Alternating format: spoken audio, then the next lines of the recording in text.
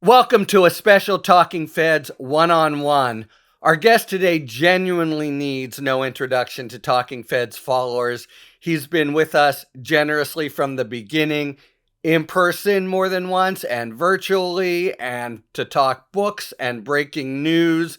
And while his constituents know him as the representative for Maryland's 8th Congressional District, I have long since dubbed him, Knight Style, a constitutional patriot and a warrior for the rule of law. Welcome, even more than always, Congressman Jamie Raskin. Harry, thank you for those kind words, man. It's great to see you. Likewise, really great to see you. I've been very eager to talk to you for the last few weeks, and what I want to talk about is the Constitution. It's getting clear to me that people are awakening to discrete threats from Trump's second term, lawsuits involving firings or access by Elon Musk, whoever he is, to Americans' sensitive data. But speaking personally, more keenly and ominously than anything, I feel the rule of law itself under assault, really the subject of a carpet bombing from the White House. And along with some other colleagues, but not all that many, I feel that that's what I'm screaming from the ramparts. But it feels that this most overarching issue, this biggest tragedy, if it were to fall under Trump rule, maybe isn't firing the imagination of many Americans, maybe feels sort of abstract and pointy-headed. And I think of you, Congressman, as the most upbeat but also dogged constitutional spokesperson that we have. So I want to start here. What is your take about how you and how anyone can sort of bring it home day to day, the actual threat to the biggest thing we got, the democracy and the rule of law and constitutional structure? One way to examine this question, Harry, is to look at it globally. And we're obviously not the only country on earth with a constitution or with the rule of law. I mean, this has been the hard-won legacy of the democracies. And the enemies of democracy are always authoritarianism, monarchy, different kinds of tyranny, autocracy, plutocracy, theocracy, basically anybody who would try to use a different justifying principle for exercising state power over everybody else. And from the standpoint of constitutional democracy, everything else is like the emperor's new clothes. It's just a naked assertion of self-interest dressed up in some fancy theory. And, one of the ones we're up against right now is the Silicon Valley cyber kings advocating a monarchical techno state under the leadership of guess who?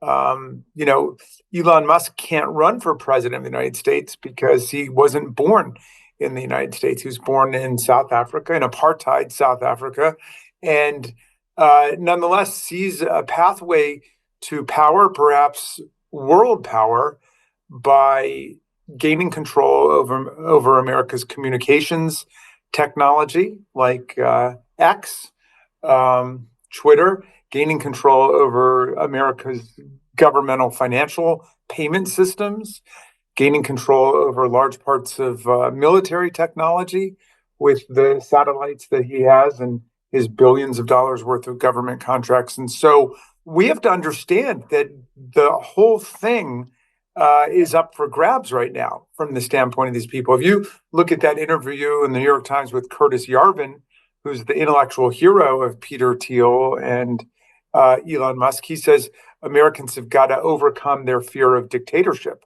He says a dictator is just like a CEO and president of a company, but here the company is the government of the country. And that's clearly the way they see it. Yeah, well, let's keep with Musk for a while because I am asking about and looking for sort of points of entry into this broader issue. You speak globally. There are democracies that declined and became autocracies. They're in front of us, and that is one example, or one kind of factor. Those kinds of super rich people who took over control. Musk, to me, is does have a kind of a salience for people. For one, the notion, I credit him, I'm sure, for his wealth, and he's had a number of good ideas. The idea that he's any kind of government steward or has any sort of wherewithal or experience to actually run things, even apart from his absence of civic virtue and any sort of constitutional footing, really, who the hell is he? So that is something that I think does come home, and I hear you get a much bigger sampling of people's concerns, but this idea of his access to private data really does seem to fire people's imaginations. But again, is that you think the sort of best spear in these days for what is an overall assault on the Constitution, or is that just the kind of smaller battle that people can join, and you think of those smaller battles as being the way we push back on what, if you take a step back, and you are expert at that, is clearly a much larger battle for the constitutional, not just the rule, checks and balances, everything about that. Who the hell is Elon Musk that he should be running the country? The reason why people keep expressing the feeling that we're in a constitutional crisis is because this is a crisis that now permeates everything. My district that I represent in Maryland is right outside of Washington, D.C. So I represent 800,000 people, but somewhere around 50,000 or 55,000 of them are federal government workers, and thousands more are people who work with government contractors. Okay. These people's lives have been absolutely turned upside down by a government contractor, that is Elon Musk, who is basically set about to dismantle federal government departments and agencies. The first problem with that, of course, is that Congress created the Consumer Financial Protection Bureau. Congress created the Agency for International Development. Congress created the National Institutes of Health. They weren't created by Elon Musk. These are acts of legislative decision-making. They're the product of lawmaking. Donald Trump himself could not decide to evaporate the Consumer Financial Protection Bureau. It is the product of Article 1 lawmaking. And so there's just a basic misunderstanding of how our constitutional system works. It is Congress that engages in lawmaking, and the president's job, if you read Article 2, the core of it is to take care that the laws are faithfully executed, not that the laws are frustrated or revised or rewritten or defeated in any way. The president's job is an executive job, an implementing job for the laws that have been made by Congress. And that's true of appropriations also. I mean, in addition to everything else, Musk has basically said, I'm going to reject billions of dollars that Congress has appropriated for foreign aid to buy food from American farmers in South Dakota and Pennsylvania and Texas and so on, and then to send that food in the Food for Peace program or the Food for Progress program through AID to starving people in other parts of the world as an instrument of American foreign policy and to create goodwill. And he just says, no, he's not going to do it, that they are going to just permanently suspend or stop the spending of that money. An Appropriations Act is a law, just like a law saying you can't assault federal officers. The president has no power to impound the money that's been appropriated by Congress. He can come back and say, I think circumstances have changed. You should engage in a rescission. If Congress doesn't want to do it, it doesn't have to do it. And the president must spend the money that we have appropriated for a particular purpose. And yet they are defeating all kinds of legislative functions all over the country in the name of fighting waste, fraud, and abuse, incidentally, when in fact they're not opponents of corruption. They are agents of corruption. They are instruments of corruption. Talking Feds is supported by the Brennan Center for Justice. In this new political era, the Brennan Center will do what they do best: defend the Constitution and the rule of law. They're prepared to fight against presidential overreach and will continue advocating for reforms to resist weaponized government, stop billionaires from corrupting our elections, and ensure every eligible American has the freedom to vote. Stay informed by visiting BrennanCenter.org.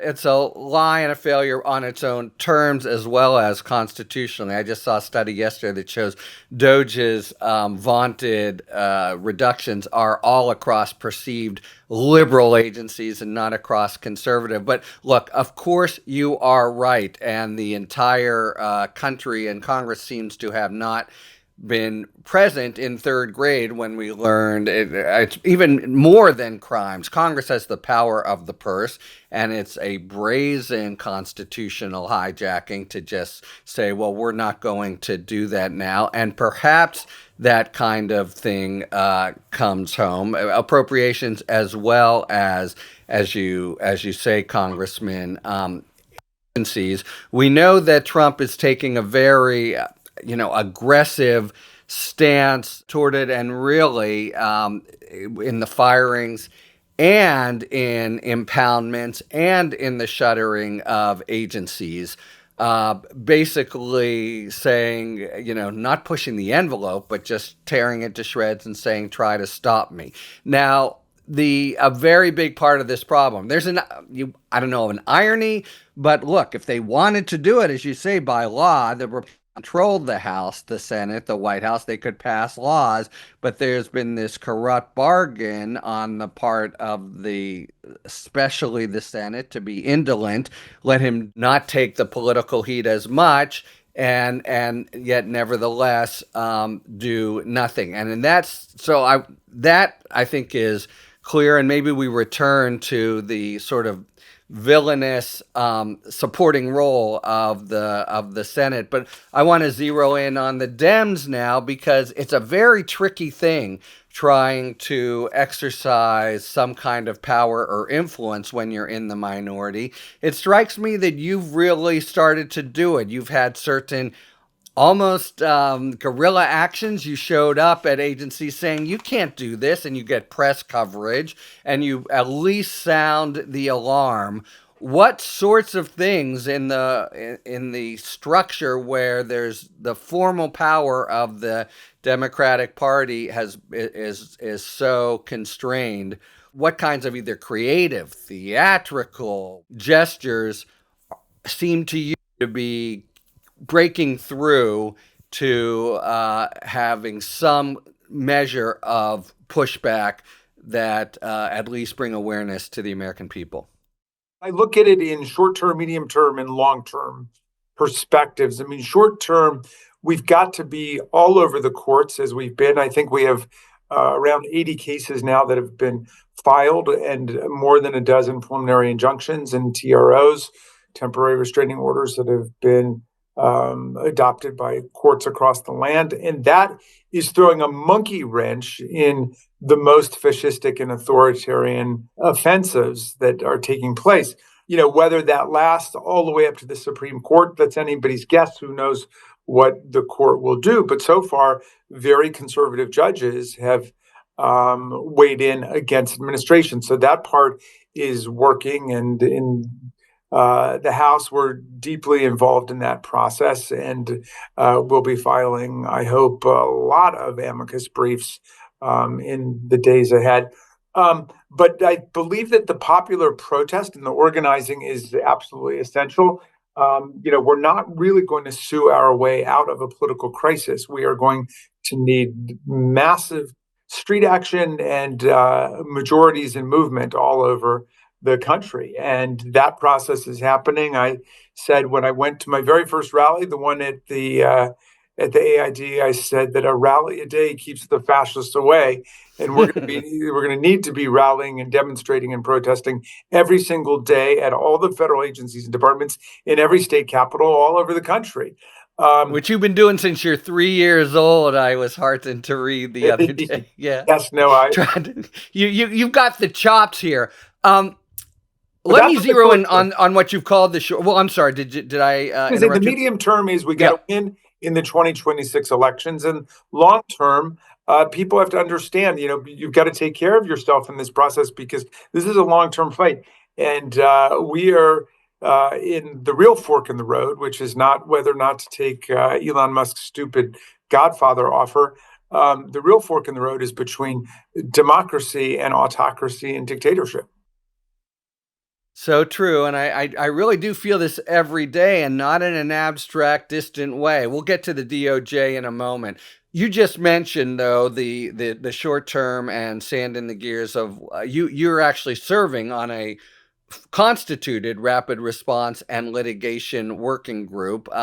Let me follow up on that a little. You say conservative, even judges have come through. Just yesterday, the Ninth Circuit, 2 Republican appointees said, no, we're not going to remove the stay on this crazy birthright citizenship idea. But I wanted to ask you, Congressman, about the sort of threat profile here, because let's take birthright citizenship. I think one could conceive of that as a long shot that, man, they don't really expect to win. But if it's a sacrificial lamb and it's a loss, so they've pleased their craziest intellect Peter Thiel types, and it looks like, as with, say, Matt Gaetz, they don't win everyone, and that serves their broader purposes. When you think about the issues out there, both in terms of people's lives, but also in terms of actual threat to the Constitution, what actions, and I'm distinguishing now birthright citizenship, it would be a disaster, but they're not really, I think, I hope, I pray, getting there. What are the things that we should most fear, loathe, and be attentive to in terms of the lawsuits you're now undertaking?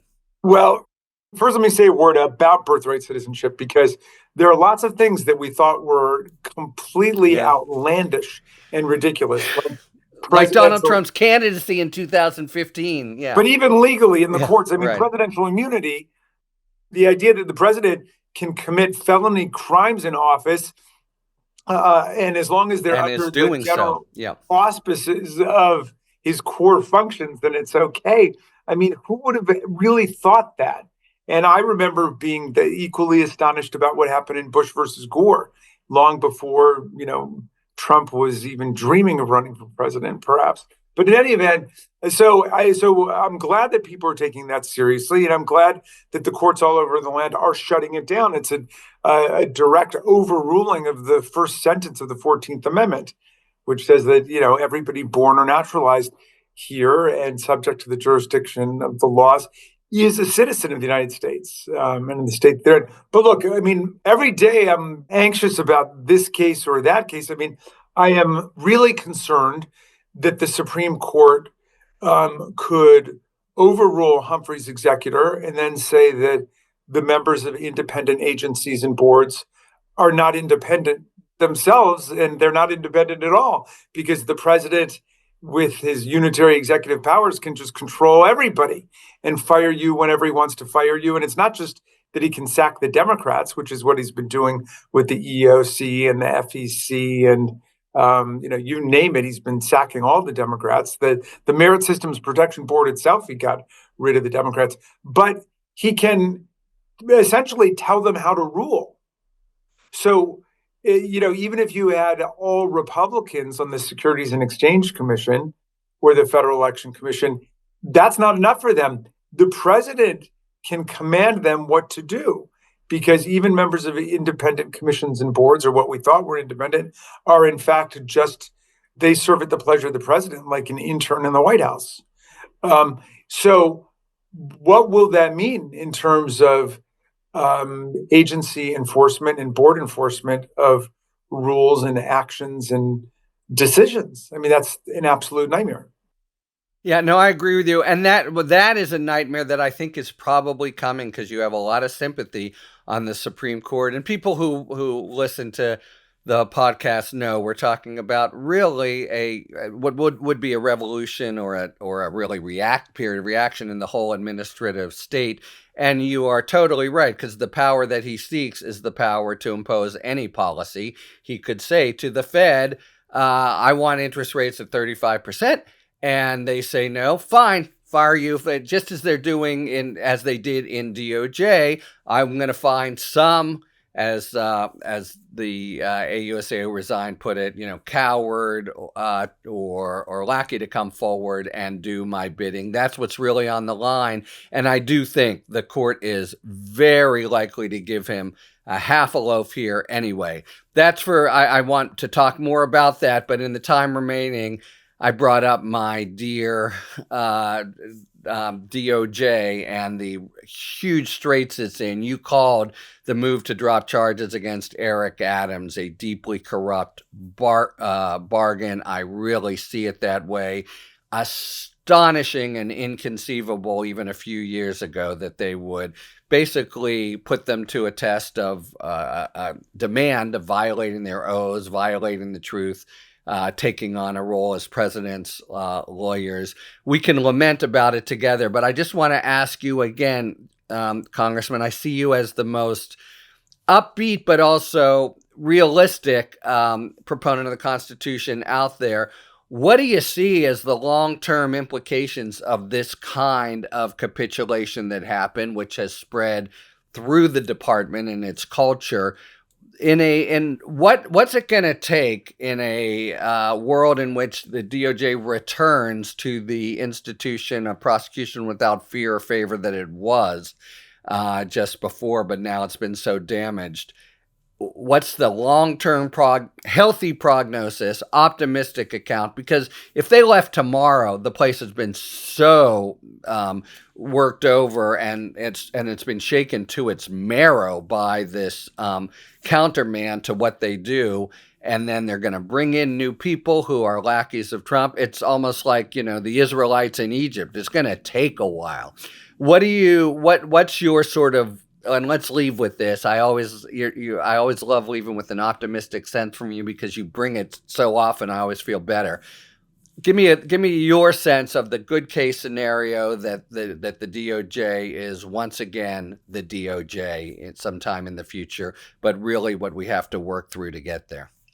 Well, the DOJ will be the DOJ again when America's America again, and that is when the democracy is fully functioning and not being disabled and hijacked by authoritarian forces, And so, we're not going to be able to sue our way out of what is a political crisis. So the lawsuits are going to help us. And short term, they're going to be able to avoid a lot of profound damage to the Constitution and to people's lives. But long term, this isn't an organizer's task. I mean, we need the best organizers and leaders in the country to step forward. We've got to win the House back in 2026. And the Senate, if we can, that's more of an uphill climb. But we can win the House, down 2 votes in the House now. They have a very, very slender majority. And people are outraged about what's taking place. I mean, people voted for lower egg prices and lower groceries because that's what they talked about. They blamed inflation stupidly on Joe Biden, but they said they were going to bring grocery prices down and rent down and the price of housing down and so on. And of course, we've got the most expensive eggs in American history right now. Going up. And what he really sold us was Eggs Benedict, because he's betrayed the Constitution and he's betrayed the country. So I think here, but I admire very much the bravery and the courage of U.S. Attorney Sassoon and all the other DOJ lawyers who've said, hell no, that's not why they're in the Department of Justice, to be implementing a rabid partisan program which betrays the rule of law. And so they're leaving. But I don't think we're going to get the Department of Justice back until we end MAGA's reign in politics. And then, we can begin to work our way back to the idea that what the rule of law means is democratic equality, freedom and rights for everybody. And the people who are actually in government are not above everybody else and cannot abuse everybody else's rights. but that's precisely what they are doing right now. Yeah. Look, I used to say it's a break glass moment, but we're past that. Fires are raging and fires cause damage. But I just want to say, anyone who follows you knows that, every time you go to the barbershop or town square, people are calling at you for hope. And that really is, in addition to prescient leadership and insight, what you're providing, power to you, and long may you wave.